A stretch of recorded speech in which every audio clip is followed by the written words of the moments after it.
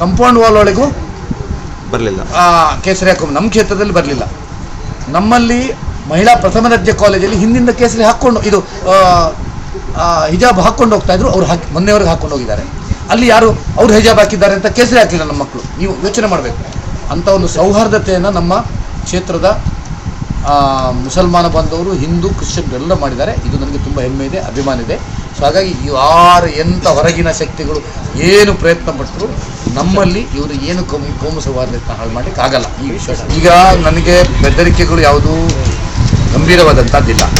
ಫೋನುಗಳು internet ಕಾಲಲ್ಲಿ ಇದರಲ್ಲೆಲ್ಲ ಬಂದಿದೆ. ಯಾವುದೇ ಸಂಘಟನೆ ಅಂತ ಹೇಳ್ಕೊಂಡು ಇಂಥ ವ್ಯಕ್ತಿ ಅಂತ ಹೇಳ್ಕೊಂಡು ಯಾರು ಬಂದಿಲ್ಲ.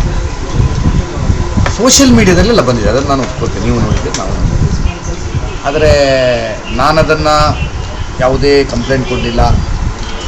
ನಮ್ಮ ಪೊಲೀಸ್ ಇಲಾಖೆಯು ನನಗೆ ಕೇಳಿದ್ದಾರೆ, ಅಂದರೆ ಅವರು ಸೋಷಿಯಲ್ ಮೀಡಿಯಾದಲ್ಲಿ ಇದೆಲ್ಲ ಮಾಹಿತಿಯನ್ನು ತಗೊಂಡು ಕೇಳಿದ್ದಾರೆ. ನನಗೆ ಗನ್ಮ್ಯಾನ್ ಇಲ್ಲ ಅಥವಾ ಮನೆ ಗಾರ್ಡ್ ಎಲ್ಲ ಇಲ್ಲ ನನ್ನ ಹತ್ರ ಇಷ್ಟವರೆಗೆ. ನಾನು ಅದನ್ನು ಬೇಡ ಅಂತ ಹೇಳಿ ಕಳಿಸ್ತೇನೆ ಅಂತ ಹೇಳಿದ್ದಾರೆ. ನಿನ್ನೆಯಿಂದಲೇ ಕಳಿಸ್ತೇನೆ, ನಾನು ಸದ್ಯಕ್ಕೆ ಬೇಡ, ಬೇಕಾದಾಗ ನಾನು ಕೇಳ್ಕೊಳ್ತೇನೆ ಅಂತ ಹೇಳಿದ್ದೇನೆ. 2 ಕಾಲು ಲಕ್ಕರಲ್ಲಿ ಬಂದಿದೆ. ಅದನ್ನು ನಾನು ಮಾತಾಡಿ ಅವರಿಗೆ ಕನ್ವಿನ್ಸ್ ಮಾಡಿದ ಮೇಲೆ ಸರ್ದ ಚಪ್ಪೆ ಆಗಿದ್ದಾರೆ ಅವರು. ಅವರಿಗೆ ಭಾರಿ ಜೋರಲ್ಲಿ ಅದು ಇದು ಇನ್ನು ಮುಖ್ಯ ಬರ್ತೇನೆ ಅಂತ ಹೇಳುವಂಥವ್ರು. ನಾನೆಲ್ಲ ಹೀಗೆ ಕ್ಲಾಸ್ ರೂಮ್ ಹಿಜಾಬ್ ಅವಕಾಶ ಇದೆ. ಅವ್ರಿಗೆ ಏನಾಗಿದೆ ಗೊತ್ತಾ ನಿಮಗೆ, ಈ ಎಲ್ಲ ಈ ಪಾಕಿಸ್ತಾನ್ TV ನೋಡಿ, ನಿಮ್ಮ ಅಲ್ ಜಜೀರಾ ಅವ್ರದ್ದೆಲ್ಲ ನೋಡುವಾಗ ಉಡುಪಿಯಲ್ಲಿ ಹಿಜಾಬ್ ಹಾಕ್ಲಿಕ್ಕೆ ಇಲ್ಲ ಅಂತ ಹೇಳುವಾಗೆ ತೋರಿಸಿದ್ದಾರೆ ಅವರು. ಅಂದರೆ ಉಡುಪಿಯಲ್ಲಿ ಹಿಜಾಬೇ ಬ್ಯಾನ್ ಮಾಡಿದ್ದಾರೆ.